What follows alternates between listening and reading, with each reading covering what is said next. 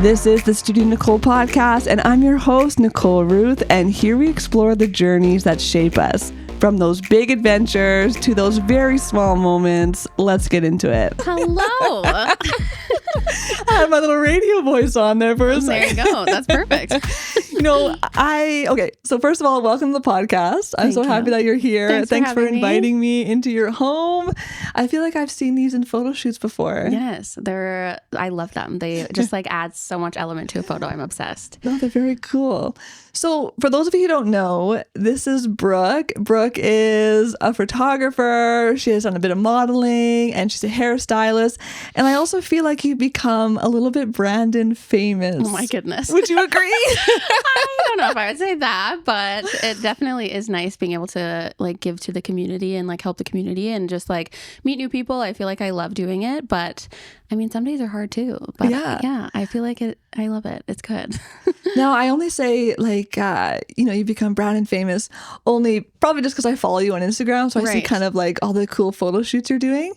And also, I see okay, I've known that person, they're getting you. And have you ever had that experience, people starting to recognize you? I feel like in Brandon, it's a little bit easier because I feel like Brandon, yes, is a big city, but at the same time, it just feels like a small town. So I will go to Brown's, for example, for my fiance's birthday, and we sit at a table, and then 5 people are walking by. Oh, hey, Brooke, how's it going? It's good, but sometimes you just want to be a little bit ghostly. I don't know, that's kind of how I feel sometimes. But well, those people that talk to you, did you just do a wedding? Were they a wedding guest, or did you actually shoot them? Or a couple of them I was shooting. I've done regular shoots for them. Oh, okay. But other people, I don't know, even just going in the mall, it's oh, hey, how's it going? And you just see people wherever you go that are crazy. Or Brad told me a couple nights ago he went out for a bachelor party in Brandon, and someone random that he didn't know went up to him and was oh, your fiance does my photos. And then Brad's oh yeah, cool. So it is kind of cool for sure. Yeah, but I enjoy it. I love it. Well, how many how many shoots did you do in 2024? Oh my goodness. Did you keep trying? I have an edit queue in my notes app. Okay. I would say, I don't know, even maybe over 100 just regular shoots. Yeah. Last year's wedding season was crazy for me. I think I had 22 weddings that I did last year, which I'm not going to be doing this year because I felt the year before my edit time was just too much, and people were asking for photos and stuff because it was around that 12-week mark, which I don't want to wait for my photos when I get them done. Oh, the edit time from when you shot to where they get the photos. 12 weeks. Okay. Yeah. So I feel like lots of photographers say around 8 to 12 weeks for photos. Mm-hmm. I would say is kind of around that range. But I don't like making people wait for 12 weeks. I feel when I get my wedding done or whatever, even if it is 12 weeks, whatever, people are busy. Yeah. But I just didn't want to do that. So this summer, my whole goal was okay, I'm going to shoot a wedding. I'm going to focus that whole week and the next week on doing that one thing. Yeah. And then once I'm done that, then I'll edit a couple regular sessions. So my regular session times were going up a little bit, but then I was able to cut back on the time for weddings, which made it a little bit easier. Although with that many weddings, I feel I didn't really have any free time this past summer. So I was a little hermit in my house, just editing all the time and didn't get to see friends a ton. And then I was oh, it's fine. I don't have as much booked in winter. We'll hang out. Mm-hmm. And then I'm not a winter girly. So I'm I don't want to leave my house. So actually, never mind. I'm not going outside. So never mind. Yeah. So would you say in the summer, pretty much every weekend you're going hard? This past summer, yes, for sure. I think the only time I had off this past summer, I booked 10 days off at the beginning of June and just went to the lake with my mother-in-law, which was lovely. It was so nice being out there with her. And then after that, it was no weekends and 1 or 2 weddings per weekend. This summer, with our wedding being in July, I decided I want to have time with my fiance before our wedding and be able to plan our wedding and get everything together and not feel stressed. And we've got bachelor parties and bachelorettes and showers. So I didn't book a ton of weddings for June, and then booked the weekend before our wedding off. And then our wedding's July 12th. And then after that, I kind of did every second weekend I did a wedding, or maybe a couple back to back, but then I'd give myself a weekend off. So yeah.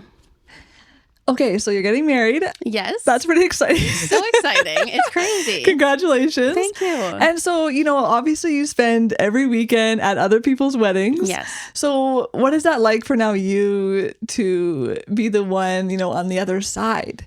Like, was it hard to pick a photographer? Do you want like certain things or like not certain things you saw, Yeah, I feel like it is kind of hard planning a wedding for myself. I was like, oh, I'm going to have all these ideas. Like, how am I going to choose one idea?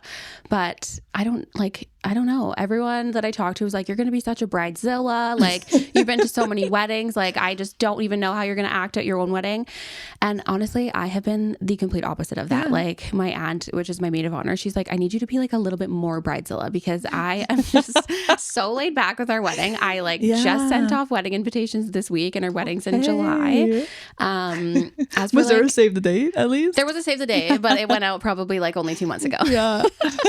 So yeah, I feel like I'm not the most organized in that sense. And I mean, I also have ADHD. So I'm like, do I want to do this right now? No, I don't want to do this. Yeah. I want to like hyper focus on this other thing that I actually enjoy doing. And at that point in time, it's not planning my wedding currently. Yeah. But as for decor, I also feel like it's hard because going to weddings, like you see everything every single weekend. So there's like nothing I feel like that I haven't really seen. Okay. Yeah. So you don't want to see like, the weddings you always shoot with your own photography. You don't want to see that in your wedding kind of thing. Yeah. That makes sense. So like, for example, there was one photo on Pinterest and it was like a cute little, like, I don't even know, like a little fold up thing. And then it has like a little box with the flowers in it. And then like, welcome to the wedding of Brooke and Brad. But then I was like, I saw that 5 times this summer. Like I can't do it now. So I've had this saved in my Pinterest for the last 2 years. And now I've seen it too often. And you've seen too much. Yes. You have seen too much. The flower arches and like, I mean, they're beautiful. I love them. Nothing against them. But for my own wedding, we're doing less florals and more just like lots of candles and drapery and like pedestals with maybe a few flower arrangements. And then I think for bridesmaid bouquets, maybe it's controversial, but I'm going to do one simple flower with like a little ribbon on the bottom. So nothing's wrong with that. No, I just want to be different. Yeah. We're doing a 5 p.m. ceremony, all of our photos in the morning, and it'll just be ceremony and then interception and party. That's the vibe we're going for. Yeah. So very nice. Yeah. Okay, so swinging back to your photography business, looking through your Instagram and just kind of seeing what you're up to, and even just looking on your website, like you have a certain vibe to your photos, I feel, right? Okay. And I think people are really attracted to that. And so for those of you who don't know, how would you describe your style? Your photo style? I don't that's a kind of a hard one. I feel like I don't know, like I wouldn't say I'm documentary, that's for sure. Like, I feel like I'm more, I don't want to say editorial, but like kind of, I like doing more like posed photos and like sometimes serious faces, but like also at the same time, I still do poses where I'm like, okay, like run with each other and like laugh or like whisper something in her ear that's going to make her laugh. So like I still get those moments too. But I do like being able to like pose people and like play around with poses and lighting and different things. I would say like the grainy vibes I'm kind of loving. But then at the same time, like there's some photos where I'm like, hey, this photo is just like better without grain. So I kind of go back and forth, honestly, sometimes. Family photos, I don't usually do grain. Like for weddings, for example, like people are going to blow those up. And I don't know, I feel like it's different. Yeah. So there's that. And then more muted tones. I feel like I'm not into like the vibrant true color. Like that's definitely some people's vibe. But I feel like I'm more on the neutral side of things. Which, why do you think that is? I don't know. Honestly, it looks cool. I feel like, I don't even know, to be totally honest. That it was also hard, like picking my own wedding photographer, because I was like, okay, I like more muted tones, but like I'm not gonna like tell a photographer how to edit. Like obviously not. Maybe you can, or you just pick somebody that kind of has that same style. But and then I was like, we got Cass Donaldson from Winnipeg. Love her. She's like the total opposite of my style. She's like documentary style. I literally am in love with her photos. I'm so excited to work with her. So shout out to Cass. But I don't know. It was hard, but honestly, like I know Cass from previously, and she did my dad's photos for his elopement last year too. So my family all knows her, and she's just easy to work with. So, but yeah, I kind of squirreled there a little bit. No. Honestly, this podcast is all about squirreling. Okay, perfect. Because I feel like my brain goes a million miles per minute. So Mine too. In your bio, on your website. I'm not sure how often you update your website. No, it has not been updated for like 3 years, I think. And I mean, my website, it's like literally the last thing that I ever do. I my barely website think about probably it. still says I'm 21 years old, which I'm not. So, but I remember it said in your website that you have done some modeling and that your modeling really helped you like know how to pose people, which I honestly feel it as a photographer myself is so important. Yeah, because people feel awkward. Exactly. Or they're just like saying like, don't make me, look fat or whatever. Like, so take me through like a typical shoot. So like, how do you like prepare to make people feel comfortable in front of the camera, if that makes sense? For just regular shoots, I don't usually do like meetings or anything with people. But I'll be like, okay, like what's your vibe? What do you guys like to do together? Like regular shoots as in like a couple shoot or engagement, okay, maternity, whatever.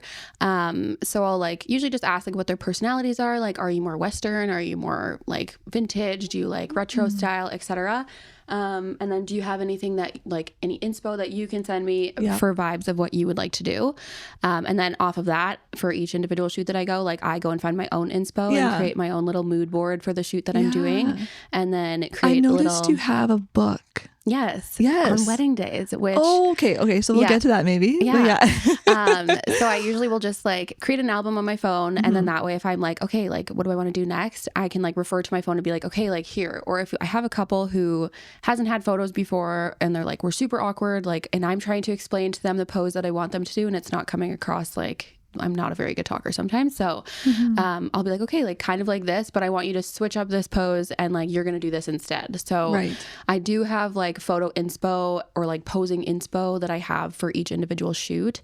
But honestly, like once you get to know the couple, I feel like you kind of just like vibe with them. Like you jive and like you like get to know each other and you get to know like what they like and don't like, if they like kissing for photos or don't like kissing for photos or vice whatever. So I kind of go off of that and I feel like you kind of get to know each individual person. So like you did mention that you were a model a little bit. Do you still do that? I don't do that anymore. Well, not as much anymore. Like only for like local businesses.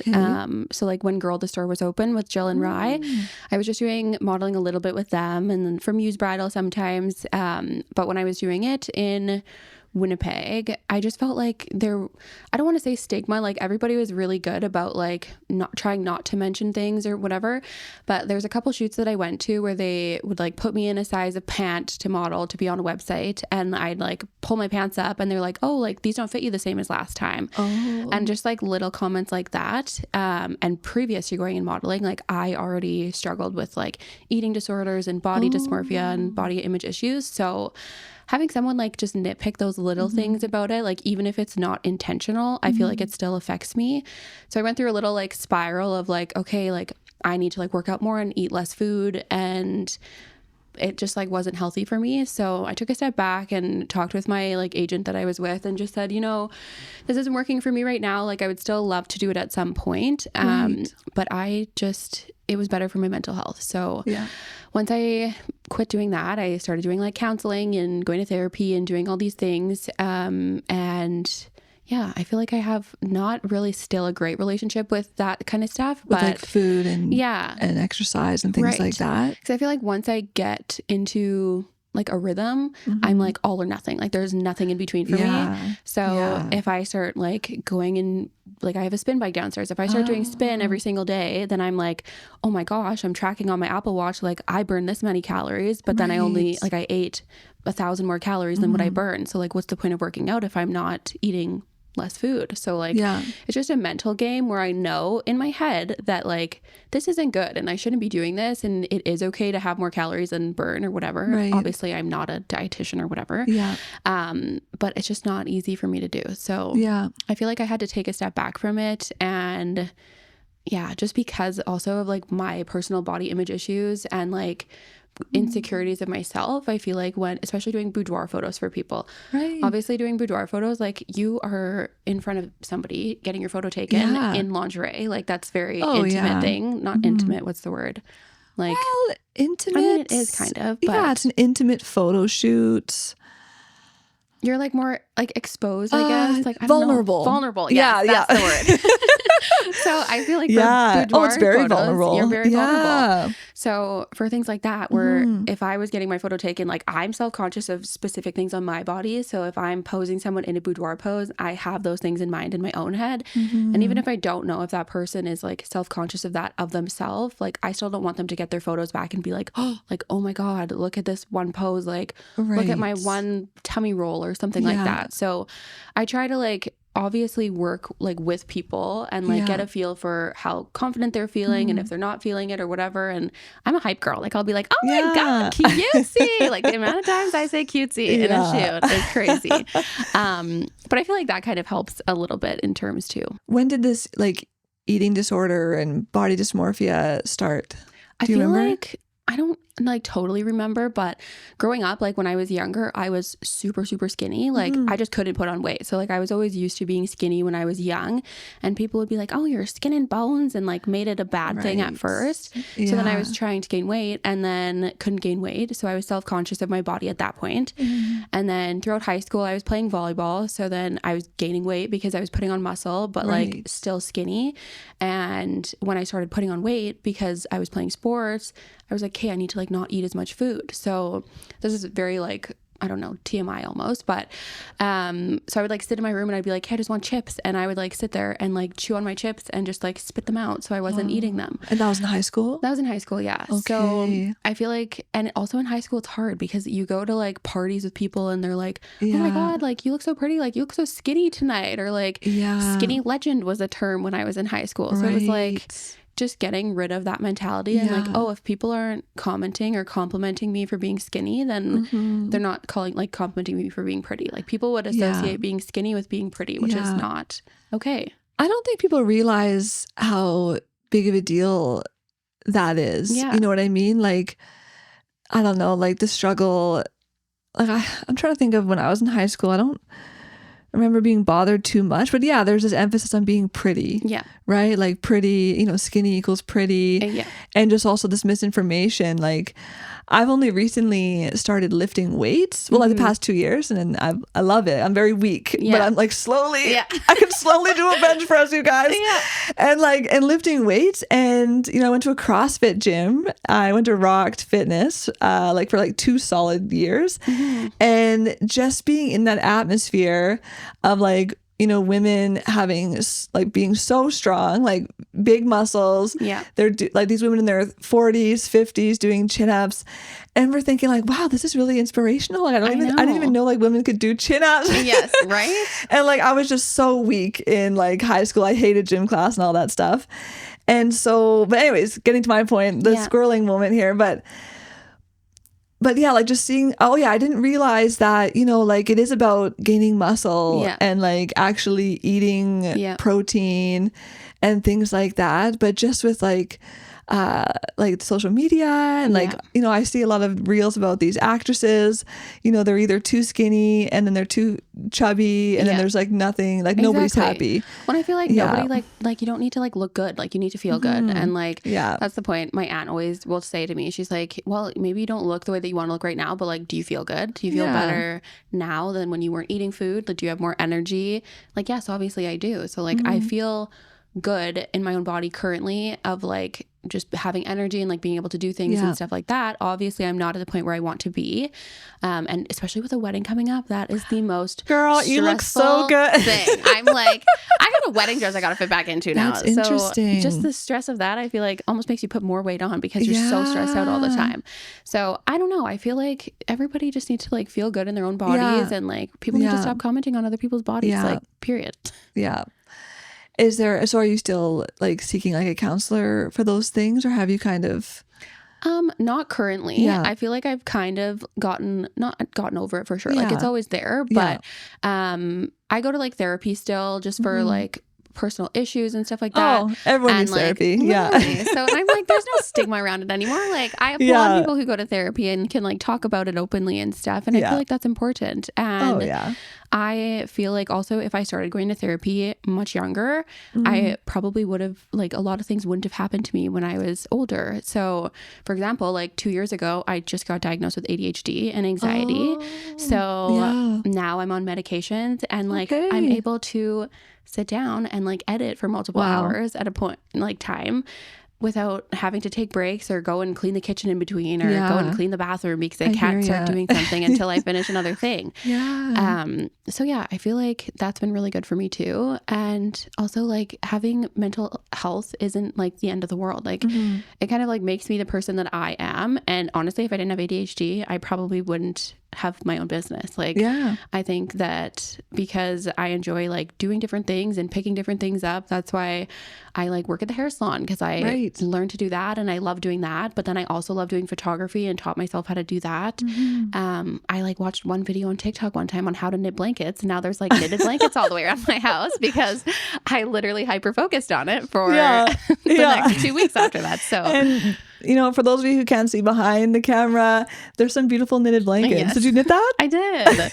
It like literally took me one day. I just sat in my room for an entire day and was so hyper focused on it. That's amazing. That I did actually. It. And then I did like 4 more and then never did it again. So. Okay. And so like, you know, I'm also a photographer and I've had a lot of women in my shoots. And, you know, I like to feel like I'm also pretty good at making them comfortable and, you know, being the hype girl, things like that. But recently I felt there's been so many, especially like some older ladies and they're very self-conscious. They're like, oh, don't make me look fat. You know, just very like hyper aware of their body. Like, do you find that your past experiences, you know, with all of that has kind of helped you make them feel more comfortable? Or have you had that experience with people kind of like saying negative things about them during a photo shoot? I feel like I have definitely experienced it before, but like I'll usually be like, oh, don't even say something, or don't say something like that. Like you look great, or you look this or whatever. But I feel like it's also important, especially with like family photo sessions. Like, I'm not saying that this has ever happened, but like from my personal experience growing up, if I had a member of my family who was like, oh, like I'm so fat, like looking at themselves in the mirror, and you're saying that in front of your kid, like your kid's gonna like grow up to think those things too. So I'm like, I feel like when I have kids, that's my top priority, is like making sure I'm looking in the mirror and being like, I'm beautiful and I'm powerful and I can do what I need to do and I can do what I want to do because I'm a girl and I look great or whatever. Because I feel like that's also where a bit of my stuff came from too. It was just like me focusing on other members of my family being like, oh, I'm to this or to that or whatever. And then like I start feeling that way too. Yeah. You know? Kind of like you mirror what your you know, parents or your friends or people close to you do. Exactly. No, 100%. So how did you get into photography? Like, is that something you've always kind of done growing up? No, actually, my original plan growing up, so when I graduated high school, I graduated in 2019 and I did my hair through Crocus, and you couldn't do 2 vocationals at a time. So I chose hair over photography classes there. But I always had an interest in it. Like my friends were in the photography classes and I thought it was cool. And my dad also used to take photos as well. And then after I graduated, I was supposed to go to Europe in 2020 to go au pair for a year. And then COVID. So people who don't know, au pair is you're like a nanny. Like a nanny, yeah. Okay. So I was supposed to go nanny in Europe in Far Vicentino, Italy for a year after I graduated, which would have been so nice. And then COVID happened. So we were all stuck at home. We all just did our own thing. So then I was bored and I was like making TikToks and started Instagram influencing, if you want to call it that. And my dad quit photography, but had all of his photography gear. So he's like, you know what, here you go. And like taught me how to use the settings and taught me how to do things. So I started doing like bedroom photo shoots in my like bedroom basement at my parents' house that I still lived at, and would post them on Instagram. And I'd take my camera and my tripod to like the town center where it's probably not the best place to go alone and do my own little poses and post on Instagram and do TikToks. And that's kind of where it started. And then I was like, okay, this is fun. And when maybe there was mandates, but I don't recall. There was what? There might have been mandates, but I don't recall. But mandates. Like for COVID. Oh, so yeah. Well, you know, whatever. I text my friends and be like, hey, like, could I go take photos of you? And they're like, yeah, for sure. So I would just like take friends or family members or whatever, just to like Brandon Hills or random places and do photos. And then I started posting those. I used to have, well, my Instagram now used to be called Lifestyle Burd. And it was pretty much just like clothing and where I buy clothes, and it was like a little blog Instagram. And then I started posting my photography on there, and then was like, okay, I'm kind of over the blogging little thing now, so I'm going to delete all that and make this a photo page. And then I started doing photography, and I think it was for like 2 years kind of. I didn't do like a lot of shooting with other people. Like I second shot one wedding, and then I was like, I can do it. I got this. And then I booked my first wedding. Okay. So hold on.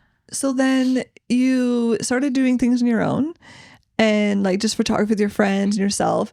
And then so like when did this first wedding happen? Like how did that first wedding come? The first one. Like what were the early days like? Yeah. Well, I don't even want to look back on some of the photos, but the first one I had done like couples photos for her and like little mommy and me photos and engagement photos, and then she's like, hey, we're just doing a little elopement, like do you want to do our photos? Perfect. So then I did those, and I was like, this is fun, I like this, like I love doing this. So I did that one first, and then it was for like families that were getting married or like older family members, whatever. And then I was like, hey, no, like I think I really want to do this. And then once I kind of at that point, I like established the style of photography that I was going for and my edit. Because the beginning I was like, what's my edit? Like, I don't know. I'm editing every single photo and every single session totally different because I had no clue what I was doing. Yeah, just trying to make the photos clear. Yeah, exactly. Literally. I just want to be in focus. Exactly. And so then I was like, okay, this is the vibe I'm going for. And then that was when I reached out to another photographer and was like, hey, like, can I rent your space out for a couple sessions? So I started doing that and posting like more studio sessions and like lifestyle vibe photos. And I was like, hey, this is like my niche. Like, this is what I want to be doing. And then I rented with another photographer for about a year and then took over the studio myself. And that studio was the one that it was in the Bass building, like from across from Browloft, kind of like right down the hall from Browloft. So I was in there for a year, and I started doing photos for Girl the Store. Like that was how I met Jill and Rye. I went to her house one day and she's like, hey, will you come model? And I was like, yeah, absolutely. So I went and we had a little Prosecco, and Jill, I remember the first thing she said, she's like, you got such a cute butt. And like, she just kept saying that the whole session. So I was like, I feel like we are vibing. Like we are jiving here. So we did that, and then they're like, oh, do you want to do some photos for girls? So then I started doing girl photos, and then their business obviously expanded, and then from them like posting my photos, I feel like that kind of helped out my business as well. And then more studio sessions, and then eventually weddings, and that's kind of how it all happened. Okay, so it sounds like first of all it started with just you kind of, tripod, you in front of the camera, you doing the photography and the modeling, and then like family, friends, and then it just kind of went from there. So what expanded your growth? Like what was that jump like from when, or like tell me the story when you realized like, okay, you're just doing family and friends to then like you're blowing up, like you're kind of getting booked almost every weekend for a wedding. Like when was that moment where you realized, okay, this is happening? I feel like it was when I started doing grad sessions. So like a couple of my cousins graduated, and I was doing like grad photos, and I was like, this is fun. Like I can do like vibey, cool photos with big dresses. Like this is my dream. Like this is fantastic. That's right. The fashion. So I started doing that just for cousins, and then they had posted their grad photos, and I got more followers from just doing grad photos. And then the next year, people remembered that I did so-and-so's grad photos. And then all of a sudden I was getting like all these messages for people being like, hey, like I really want you to do my grad photos. Like, will you do them? And then that one summer I had like 20 grad photos that I was doing, which was so much fun. And then when I was posting those, I felt like I kind of just moved to doing like more families. And then I was like, oh, maybe I'll try newborns. I was so scared to do newborns at first. Newborns. Yes. Yeah. I was nervous. Do you wrap them in like the little swaddle? I feel like that's my downfall is I'm not very good at that. Like I can do it for sure. The swaddle. The swaddle. But I'm more lifestyle newborn. So it's like little bassinets and cute outfits and stuff. And I've seen some of your maternity and like when it's in their home kind of thing, and it looked really nice. So I usually do that. I have tried to learn how to wrap a baby up, but I had to practice on a teddy bear because obviously I don't have a baby. So we should do that on the podcast. Have a little like teddy wrapping contest. I would win. Oh goodness. Okay, so you're doing the grads, the newborns, and then was there like a moment where, you know, you kind of sat back and you're like, holy crap, like this is my life now. Like this is something I can do almost full time. Yeah. I don't even know when that would have been, honestly. I feel like, I mean, I still don't. Like, I still think to myself, I'm like, is this my whole life now? Like, am I going to be a photographer for like the whole rest of my life? Like, what am I doing? Like, I'm like having a quarter life crisis almost because I'm like, I love what I do, but like, is it kind of too good to be true? Like, I don't know. There is hard aspects to it. Especially like when I eventually am like family planning, I feel like it'll be hard because family planning is in your own family. Yeah. Because I'm like, already I struggle to like for work balance. Like if I'm working at the salon, I just work at the salon Tuesday, Wednesday, Thursdays usually, and sometimes only 2 days a week. But even working there, I like come home at 5 p.m. or whatever, and then I like sit in my little egg chair and I just edit until 10 or 11 p.m. And then I wake up and then I edit in the morning and I go to work. So I'm like, it's hard for me to balance those things. And then while also trying to plan a family, I feel like might be difficult. So I don't know. I think I'm like, I will be always doing photography for sure because I love doing it. But I'm like, should I go back to school? Like I went to school for 2 years and then I dropped out. And I'm like, maybe I should finish my degree just so that I have something else. But what's your degree, or what degree do you hope to do? I originally hoped. Yeah. I originally went in for ultrasound tech and then realized that I absolutely hated science and don't like reading textbooks and all the things. So I immediately quit doing that. Yeah. Sometimes you have to just try things and then you kind of know what you don't like, narrowing it down to what you do like. Yeah. So I quit doing that. And then my second year of university, like I pretty much just had to go to university for 2 years to get prerequisites in order to apply because I wanted to be a social worker.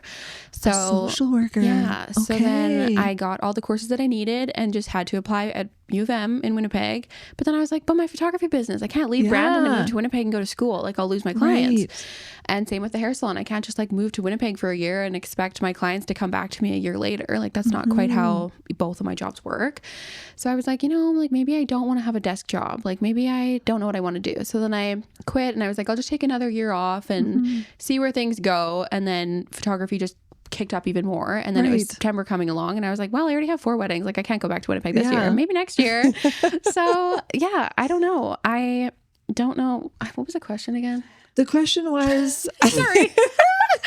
No need to apologize. The question was, wait, what was the question? What was the question? No, the question was, well, I asked you kind of what your, like, is this going to be your full-time job? Is this going to be like, do you feel like, when did you know you kind of like you made it? But then we kind of launched into like, what is kind of your next step? Do you want to go back to school? You're kind of not sure yet. I am not sure. I feel like, and in this current moment, no, I don't want to go back to school. But I don't know. I feel like my 10-year goal, like obviously we rent a house currently, but we want to buy a house and I want to have a studio in my own house. That's like my first thing so that I don't have to pay for rental fees and all the other things. So I want to have a studio in the next couple years. And then I feel like a 10-year plan, I would love to open a wedding venue one day. I would love to do that. But I'm like, that's also a big commitment. And like, that's still every single weekend that you're busy. So, but then in the winter, one of my dreams is to be a working snowbird someday. Oh my gosh, that would be cool. The snowbird, or people like retire, they just, live in this area for the summer, then they go to Mexico or wherever for the winter. So I mentioned that working snowbird, like what's a snowbird to somebody? I'm like, oh, does not everyone know what a snowbird is?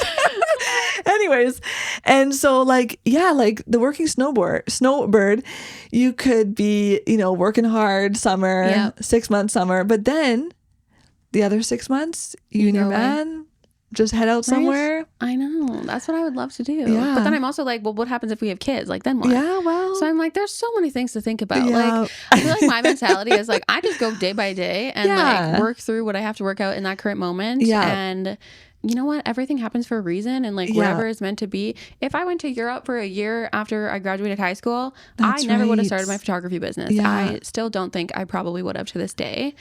because I would have gone traveling for a year, Yeah. and then I would have been like, well, I'm not going back to Brandon, Manitoba. Like, I want to travel everywhere. And honestly, like, I feel like with every like female entrepreneur in this podcast that I've interviewed or talked to, COVID has always been like this turning point. Yes, absolutely. Either, you know, good or bad, but for most of them, it kind of forced them to kind of, you know, go in a different direction that kind of just open up some different doors. Like even myself, I was a very sad teacher. Yeah. I was a very sad teacher. And then actually before COVID happened, I realized like, okay, this is not what I want to do. And there's other things I want to do. And I was really happy because I made the decision I'm going to travel for 1 year. Yeah. I was reading all of these like solo female traveler books, like Wild, Eat, Pray, Love, you know, all the things. all those good things, and a couple other ones that were, I don't know, a little less well known, but I was literally just getting all these books of like solo female travelers. And then COVID happened. And that's why I actually stayed being a teacher. Yeah. Because that was a guaranteed job. Yeah. But then I ended up being like, you know, still unhappy and ended up, you know, like staying here, then deciding to like actually pursue my kind of media career. And then I met a guy and, you know, yada, yada, yada. Yeah. But like, so that's why I'm here. But anyways, back to the point. But yeah, I always felt like COVID was this turning point. It was, for sure. So even though COVID was kind of negative and it kept you from your Italian dreams, you know, it kind of launched you in this really beautiful photo career that people, you know, love your photographs. It's a new little journey. And like, honestly, no matter what decision you make, like you're creating your own path for life. Like you only get to live once. I know that's so cliche, but like it's completely true. And you just have to live to the fullest and like don't sweat the small things. And I feel like I'm slowly learning that too, because my mentality before used to be like, okay, if I think worst possible case scenario all the time, then I can never be disappointed in anything. So then when COVID happened, I was like, oh my God, like my life is over. Like, what am I going to do? Like now I can never travel. And I'm a catastrophizer. I think worst case scenario is going to happen to me all the time. Okay. Which I'm like slowly trying to figure out how to get over. But I feel like now I'm like, hey, everything happens for a reason. Like if I look back at that time where I was so upset that COVID was happening and I couldn't do these things, like look how many good things in between that it brought us. Like Brad and I, he was supposed to play hockey in BC and went for a couple months. And then I went and visited him. COVID happened. The team shut down and folded. So he came back to Brandon. And then when he moved back to Brandon, obviously that was not a great like scenario. He wanted to play hockey. I was happy for him. I know COVID, there's so many missed opportunities too with COVID that people got. For sure. Things taken, but... Yeah, but then so he came back and we got an apartment together. So I moved out of my dad's house, which was...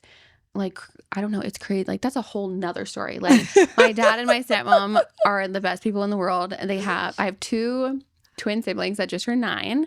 And you don't have a twin. You have a sibling. You have, wait, twin 2 siblings. sets? No, one set of twins. My dad and my stepmom had twins. Boy-girl twins. So Anakin and Hadley. And they're 9. So I have 9-year-old twin siblings. Wow. And I have a little 4-year-old brother too. But when I was living there, the twins were only like 5 or 6 or something. And Maddox was a little newborn. So I'm like... it was sad because I was like, oh my gosh, I'm moving out and now I'm going to like miss out on their childhood.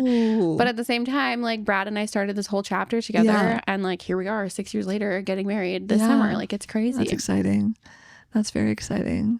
So within your photography career, what would you say has been we'll start with the catastrophizing first. Yeah. Okay. Actually, we'll go back to that question. Let's go back to your catastrophizing. Is that how you say it? Catastrophizing? Catastrophizing. I'm like, I don't even know. But you photograph weddings. Yeah. So do you have that feeling of like all the bad things that's going to happen maybe potentially when you attend this wedding? Or in the beginning for sure, like I would literally FaceTime Brad before every single wedding and be like, Brad, like what if this happens, what if that happens, what if whatever, what if I fall in the middle of the aisle like taking people's photos and I miss the first that's a kiss? legit concern, everyone. Literally, that is a legit concern. Is, for sure. So I feel like they're like definitely before, because the pressure at weddings sometimes. Exactly. Knock on wood, nothing has ever happened. But yeah, I feel like my anxiety kind of took over. And then like once I was on medications and stuff to handle that, I feel like it's a lot better now. Like now I go to a wedding and I'm like, you know what? I'm going to do the best that I possibly can do today. I'm going to enjoy the day. I'm going to make them feel like it's the best day of their lives, which it is. And anything out of that is out of my control. So like, I will figure it out if the time comes that something needs to be done or something goes wrong or whatever. I'll figure it out, but I'm not going to worry about it until it happens. So, so I was going to kind of ask you, like, what were your techniques be to kind of calm yourself down? I remember when I feel like I'm better now, but whenever I'd have like a video shoot or like a photo shoot, I'd feel really like it almost overtake my whole morning or my whole day. That's why I like to do things in the morning to get like right. And I feel like I'm better now because I've done quite a few. But for me, my main worry is technology. Yeah, same. Like, will my camera work? I know, literally. Not gonna lie. I know. That's why I just said that. I was like, thank God nothing has happened. But I know that's like genuinely my actual fear. I'm like, what if an SD card corrupts and I lose every photo from whatever? Yeah. Or what if both my SD cards corrupt and both of them don't work or something like that? Like, that's been always my biggest fear. Yeah. But like, again, knock on wood, it never has happened. So I haven't had to worry about it. But I feel like if I'm in a situation where I'm stressed out, I will usually be like, I'll call Brad and be like, hey, I'm like nervous for today or whatever. And like, he is my saving grace in most situations where he is able to calm me down. I do also carry lorazepam just in case. Never had to use it for a wedding day. What but is that? Like lorazepam is like, I don't like a anxiety med, but like super fast release. So you like put it under your tongue and then it's like for panic attacks. I used to have panic attacks. Oh, really? Yeah. So it works really well, but it makes you very tired and groggy. So like, obviously I haven't ever taken it, but like just the thought of knowing that I have it in my bag in the event that I ever need it makes me feel better in that sense. Cause I'm like, I'll be fine. Like everything is going to be okay. Yeah. But yeah, I feel like other techniques, I usually just like, I'm an avoidant. I try like just not to think about it. And I'm like, it's fine. Sometimes I'm just going to like play. Even before a wedding, I've got a full like wedding pump up playlist. And I have like every single song you possibly can think of that just like makes you want to dance at a bar. I basically listen to on full blast in my car before shooting a wedding. Yeah. I know, like sometimes people will be like, okay, you know, like, how do I say that? Like, well, what I'm getting at is, you know, it's good to have that technique. Yeah. Like say for example, for me, I just make sure I'm very prepared. I have like a shot list, you know, well, I'm actually pretty loosey goosey as well. Yeah. it's a balance, but I still have that preparation. Yeah. So I'll have that shot list. I'll have all my equipment ready. I'll have my batteries ready. You know, things still screw up. Like when my mic once corrupted like before this shoot, but everything still worked out. Yeah. So just like that preparation. And then like you said, like you have that music, maybe like a little routine in the morning or something. That's like literally, my morning usually is I'm like, well, I prep everything for a wedding like many days before. Oh, yeah. And then I like triple double everything check the morning of the wedding to make sure that I have everything. But yeah, my morning is I'm listening to music as loud as I can because if it's loud enough, I can't hear any thoughts in my head about anything going wrong. And then I'm like singing in the car because I'm like, I'm just trying to hype myself up so that I can hype other people up all day. Yeah. And I feel like that's my thing too, is I'm like, what's it called? Like masking almost, like ADHD masking, people call it. So I like, not that I'm being like, I'm not being like a fake person or something, but I'm like, I have to like pump myself up in order to like my social battery to be like all the way up here for a full wedding day. And then like after a full wedding day, I get in my car and I like put brown noise on the entire way back to Brandon. Brown noise? Yes. What's brown noise? White noise is like TV static, like high pitch, and brown noise is like low and like just calming. So yeah, do you have like an app for that? I just like looked up brown noise on Apple Music. Brown noise. I love it. I like listen to it to sleep, everything. So yeah, I will like get in my car. I thought there was just like white noise just meant like anything, like just like noise in the background, but like, there's brown noise. Yeah. Interesting. There's like green noise. Like there's it's like a different like frequency of stuff, like static, I guess. I know like frequencies for like, well, I have like this meditation app and there's, you know, it says like, oh, frequency for sleep. And I'm like, okay, like whatever you say, app. Yeah, I feel like that's my big thing though. But then the other thing too is I'm like after, because I have ADHD, like my social battery runs out quickly. Yeah. So I am like the hypiest hype girl at a wedding day that I possibly can be. And I'm like, oh my gosh, you guys look stunning. Like, congratulations, whatever. And then I'm like, I get in my car and I just need like quiet. Cries all the way home. Just no, not even crying. I'm like, I'm just like Just taking zoned the out. day in and I'm Yeah. zoned out. Literally when I'm driving, half the time, like if I have a wedding in Clear Lake, it's an hour drive back to Brandon. And I'm like, wait, I'm in Brandon already. Like I feel like I don't even Yeah. remember driving Right. here. Yeah. But then my thing is like, that's where Brad is so good to me. He like, I'll come home from a wedding and Brad just like knows that I'm like, you need to give me 20 minutes just by myself so that I can like recuperate my thoughts. And otherwise, if you start asking me questions, like I'm going to probably snap. Yeah. So like that's just where we like have come to understand each other. Like Brad knows that that's what I need. So I'll usually like put my noise canceling Bose headphones on and I'll like sit and start uploading some photos for sneak peeks and chill. And then I'll like after 20 minutes, like I give myself 20 minutes and then I'm like, okay, like how's your day today? And then we get to chat. Cause like we've had situations before where I'm like, I had a really crazy busy day and Brad had a super crazy busy day. And then I come home and like, if the house is a mess or something, I'm like, oh my God, the house is a mess. Like I need to clean this. I'm so overwhelmed. And then it's just like, I start spiraling. Like if I start doing stuff as soon as I come home, I just start spiraling. So we've just like come to learn that about each other, that like we give each other space and like we're also very open. So if I'm doing something in the house and I'm feeling overstimulated, I'm like, okay, Brad, just give me 10 minutes. Like I'm overstimulated. I just need like time to chill for a second. Yeah. So, and that's good for like knowing yourself as well. Or like that's something to be said about knowing yourself and knowing you need time alone and all that stuff. Like I remember you mentioned like, you know, your hairstylist, your photographer, like how do you manage balance? I like do we? I'm like, yeah, do I? I don't really know. I don't know, to be totally honest. Like I was working at the salon a lot more before, like before my photos got bigger or whatever. So now I only do like sometimes 1 day a week, sometimes 2, sometimes 3. I still love going to the salon because one, obviously I love my clients. Like I have relationships with them now. I've been doing their hair for a long time. Oh yeah. So I wouldn't want to like ever stop doing hair. And I also like love my work environment. Like I love going to work and being with the girls that I work with and like chatting with the girls. So I still like always want to do that. But then I'm also like, okay, like how, so pretty much I work Tuesday, Wednesday, Thursday at the salon. And then Friday, Saturday, Sunday, Monday, I book shoots usually on those days. And then in between, like I only do 1 shoot per day. Like I will never, unless it's mini sessions. Oh, okay. 1 shoot per day. I was going to ask that. Yeah. Yeah. For like on a weekend, on a Saturday, I'm like, okay, I have couples photos booked this day. We're going to do them at sunset. I'm not doing any other photos until these ones are whatever. So I'll usually do 1 shoot on a Saturday, 1 shoot on a Sunday, a Monday and a Friday or whatever. And then that way it just like helps me be able to focus on what I need to focus on. And I can like focus in on people's galleries when I'm editing. Because I feel like when I have an edit queue of like 32 sessions, I'm like, hey, I just got to get these photos out because I need to work on the next gallery. Because someone 15 lines down in the queue is texting me asking for photos, but I got 15 people before them. Yeah. So I feel like that is, I don't know, I just like have my routine. And I guess knowing when to say no as well. I'm sure it's hard to say no. It is hard to say no. But like yeah, I feel the same way when you have that huge queue, then you're just like, I just gotta crank these out. Yeah, like exactly. And then I'm like, then I'm not putting my full time into things. So that's something that I focused on this summer for sure. I was still booking regular shoots, but I wanted to focus on weddings this year. So as much as I wanted to do like family photo sessions at sunset and like do all these things and travel around places to get photos, weddings were my priority this year. Okay. So I would do a wedding on either a Friday and a Saturday or a Saturday and a Sunday or sometimes just a Saturday. Right. And then that whole week after that wedding, I didn't book any regular shoots. Yeah. I worked at the salon like only every second week. And then Monday through Friday or the next Saturday, I was like completely focused and honed in on editing that wedding from the weekend before.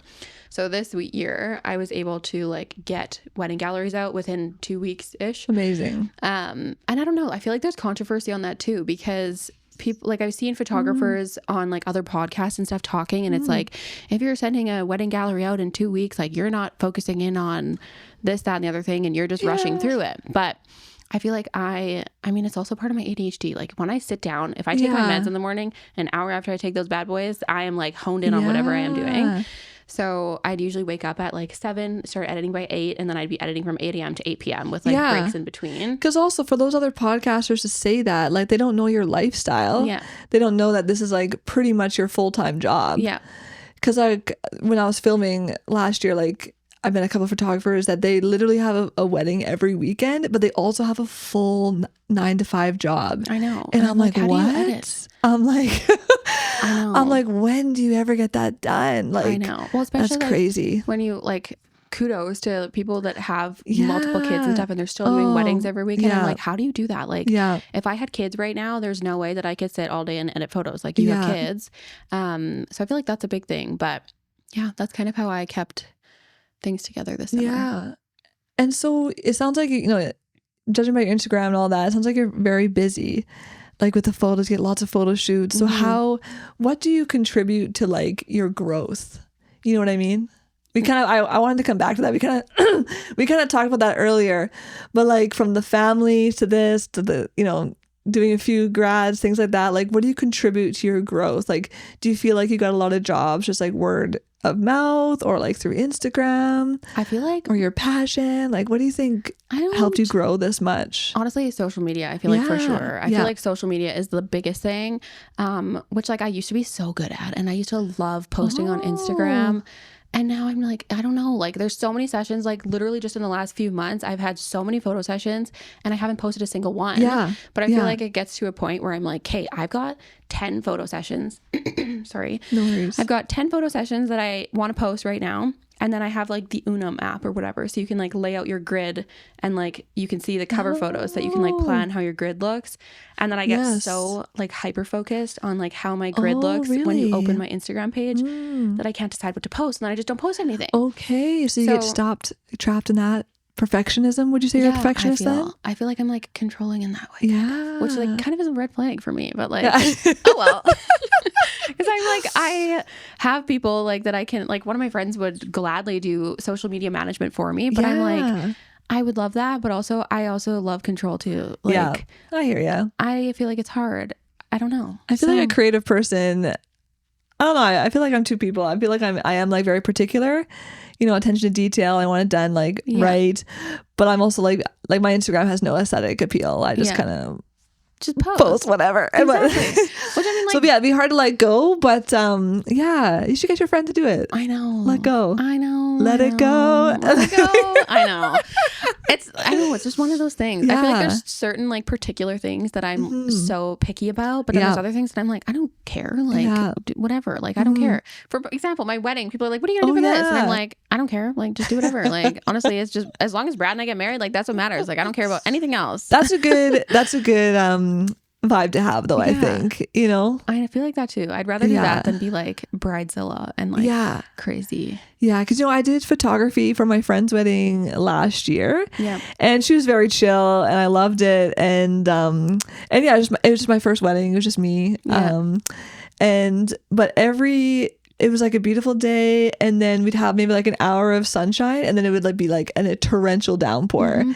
And then we have an hour of sunshine and then torrential downpour. And I had this whole like, okay, I feel like we got to do like an hour of photos here, like 2 hours of photos, like let's do bridesmaid photos. I had this whole little schedule that I showed her, but then it would always be interrupted. But then by the time but I wasn't stressed out about it because I felt like I had gotten enough.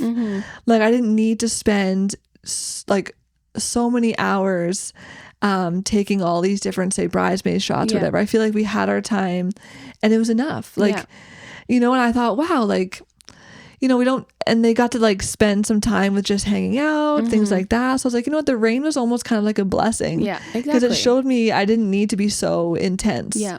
Like kind of let go and I don't know. Yeah. I feel like that's where, like, I don't know. I'm usually not stressed out on a wedding unless it's like, weather stresses me out, like no matter what. Weather. But I'm like, I'm trying to be like the least stressed out person on the wedding day because I don't want to stress out the bride and groom. Exactly. Yeah. But like that's, I feel like where my binder comes in handy for a wedding day. That's right, the binder. Yeah. Oh yeah. Circling back to the binder. I love it. Yeah. So I have like a little binder, which actually I learned from Cassidy Farshow, Riverbend Photography. Okay. I second shot with her. She was like one of the only people that I second shot with when I first started doing photos. And she had this binder and it had like the bride and groom's timeline and their contract, and like I do a little questionnaire for each bride and groom. So like what do you like from your engagement photos that we did? Like what was more that you wish you had from our engagement shoot for wedding photos, etc. So I have that in there so that I can refer back to it.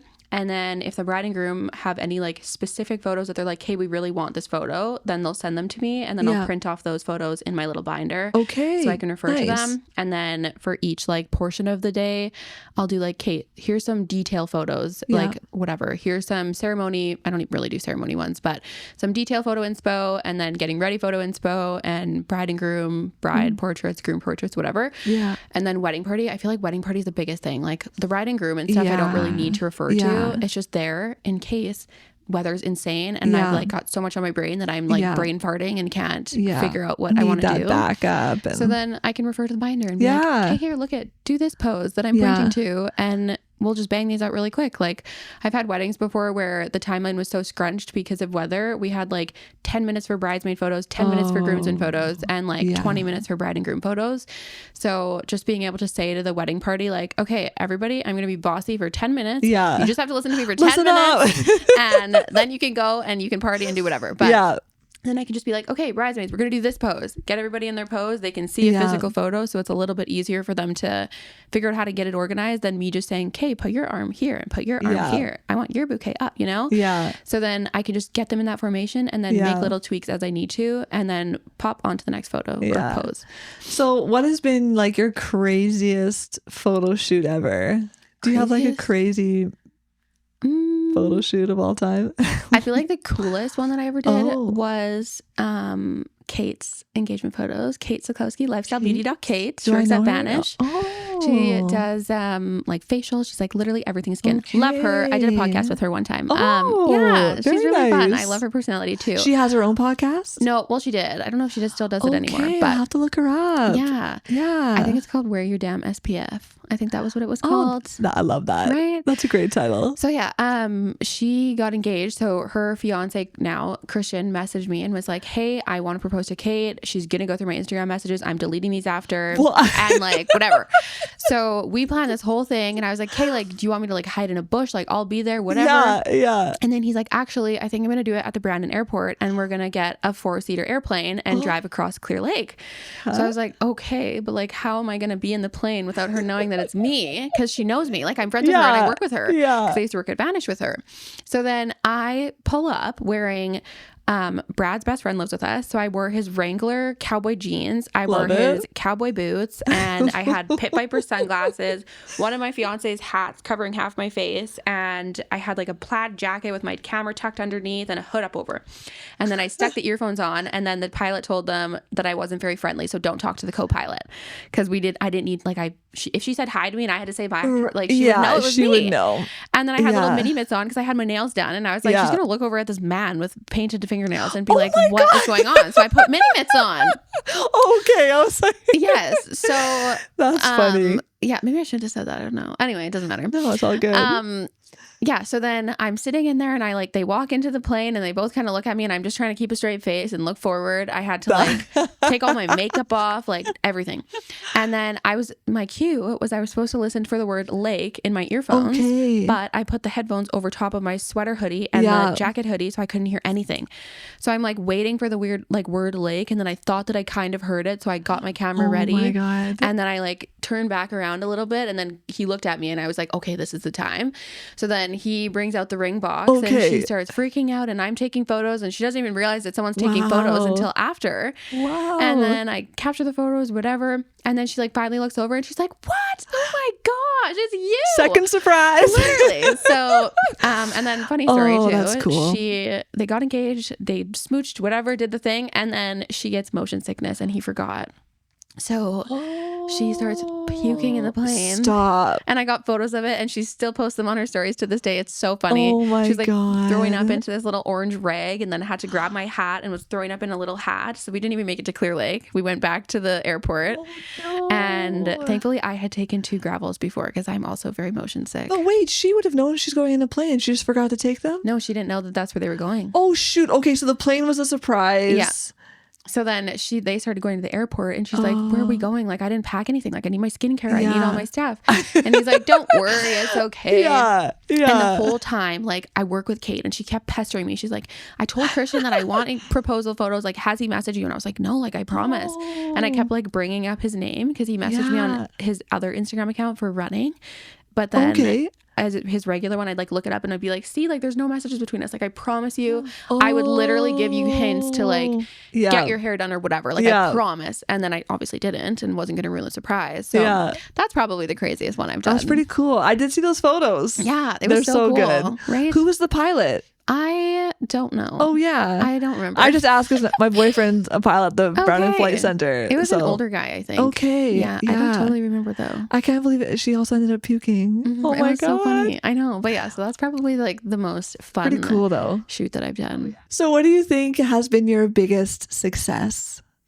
Your biggest surprise? Your biggest success? Like I always kind of ask the question, like if 10-year-old Brooke could see you now, you still have so many things to get up to in your life, but what has been your biggest success so far? That's actually a hard question. I feel like I need to think about that one. I don't know. I don't know. I got to think about that for a second.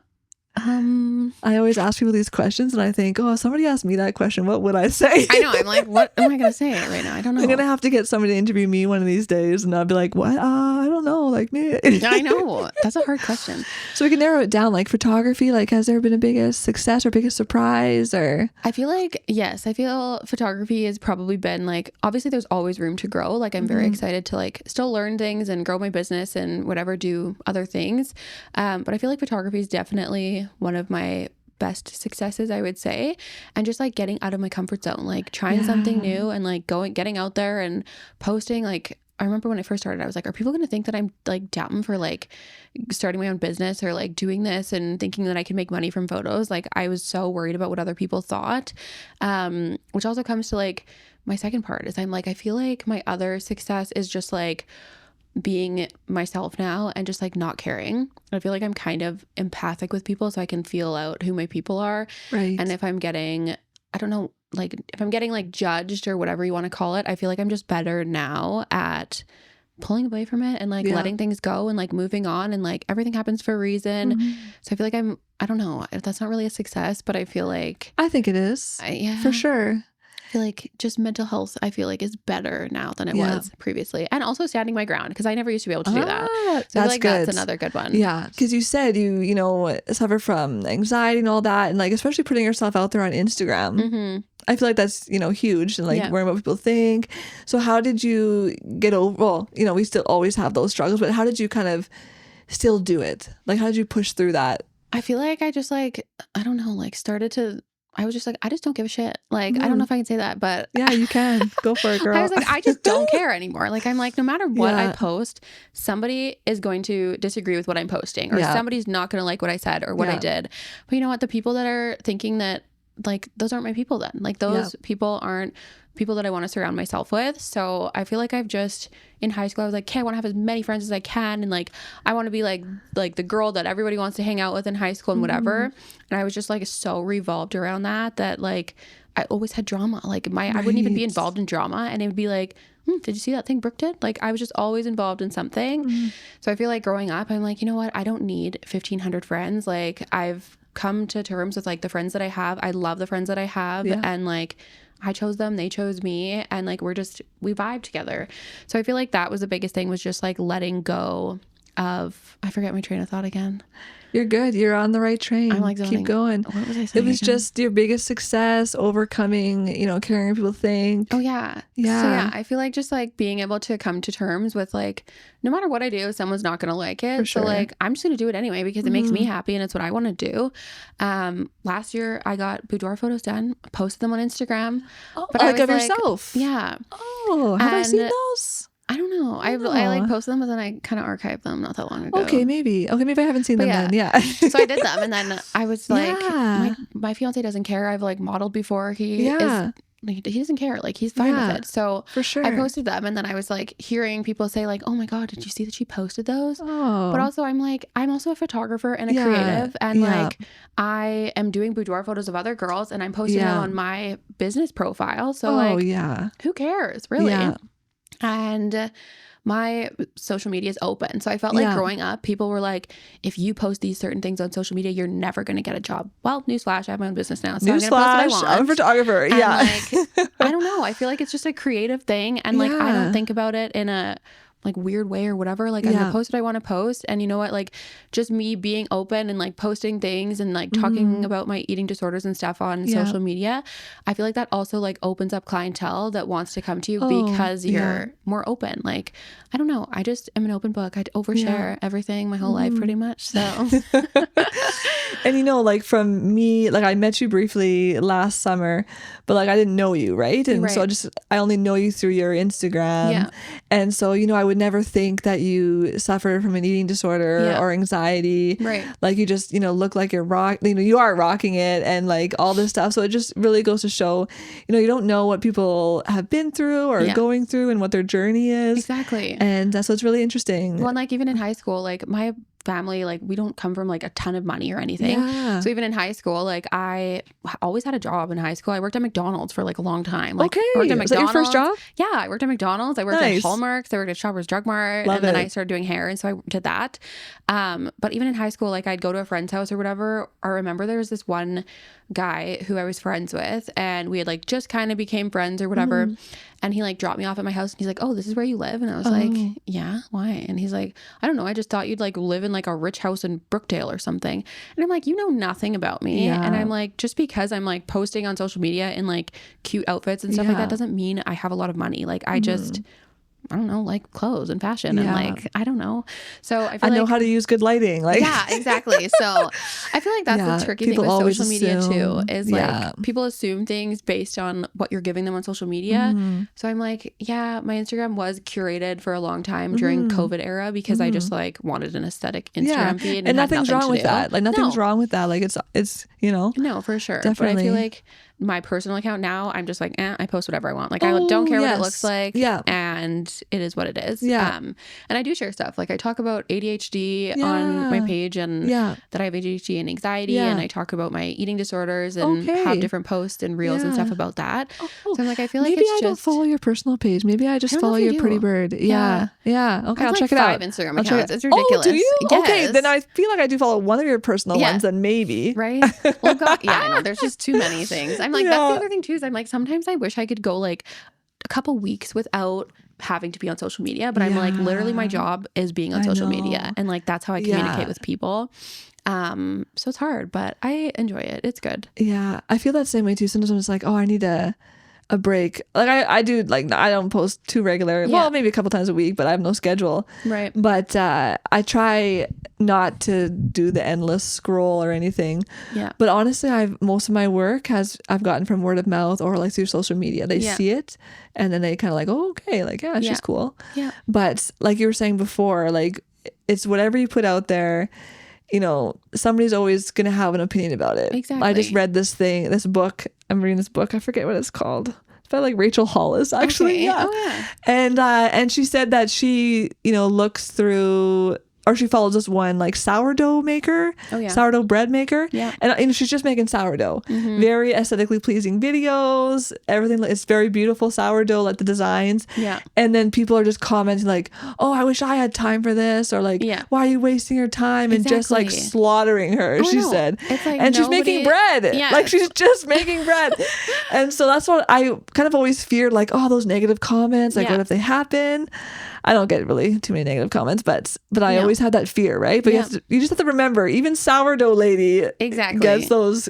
I don't know why people are mean. I don't know why people bother. I know, and I'm like, I don't like. Doesn't it like hurt? I have a guilty conscience. Like if I say something rude to someone, I think about it for like a long time after. Not that I intentionally say rude things. Yeah. But I overthink it as well. I'm like, should I apologize? And I'm like, oh my god, like should I have said that? Like maybe I shouldn't have said that. I don't know. So I'm definitely an overthinker, but I feel like I'm just in the era of my life where I'm like, you know what? If people want to be friends with me, they're gonna like. They're not going to judge what I'm doing or posting or saying or whatever. Like they're just going to be there for me because I'm me. Yeah. So I feel like that's kind of where I'm at now. That's good. Yeah. That's a good place to be. So for someone listening who dreams of like turning their creativity. Why am I laughing right now? But I was like, it's usually you laugh at the beginning and I get my laugh out. Because I feel like I'm very radio right now. So for some, I've turned into a newscaster. Oh gosh, sorry. Goodness. So for somebody, obviously, you have this photography career and it's pretty cool. And so for somebody else who dreams of turning their creativity into their full-time career or part-time career, like what advice would you have for them? Honestly, just like get out there and do it. Like just do it. And like that's where my first thing was. I was like, like I don't want to post these photos because like what if other photographers think that they're not edited good or something like that. So I feel like when I first started, I was so scared to share my work and that I was doing photos, because I feel like Brandon is like big but not really, like there's lots of photographers but like everybody kind of knows everybody. So I was like, well, I don't want to like post this and then get judged for it. And then finally I posted it, and like if I didn't post it, I would not be here today. So I feel like you just have to like do it, and like it might suck for the first couple months, like do free sessions just to get stuff under your belt and practice your editing and figure out what your niches are and how you like to edit and whatever, and just like get out there and do it. You just have to do it. Yeah. Awesome. Yeah. Well, thanks so much, Brooke, for coming on the show and having me in your home. Thank you for having me. Yeah. It was awesome. I'm excited.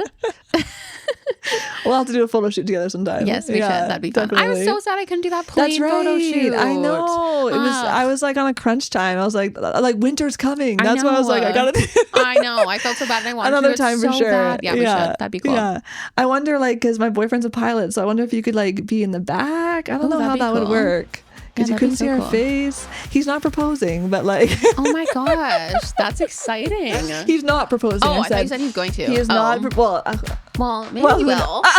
That'd be cool. Another little slight proposal. Love that. There you go. And I won't puke. I won't puke. Hey, it makes for good photos. Awesome. This podcast is powered by Studio Nicole Creative Media. If you're enjoying the show, hit follow on Spotify and come hang out with me on Instagram. And if you enjoyed this episode, share it with a friend. I would really appreciate it. Thanks for listening. See you next time.